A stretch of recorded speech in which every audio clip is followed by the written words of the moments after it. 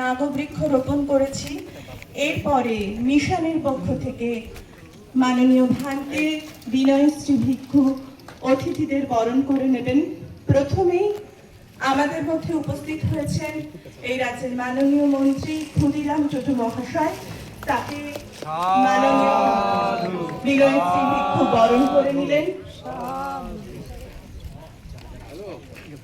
এরপরে মাননীয় বিধায়ক ভদ্র হেমব্রমকে আমরা বরণ করে নিচ্ছি মিশনের পক্ষ থেকে।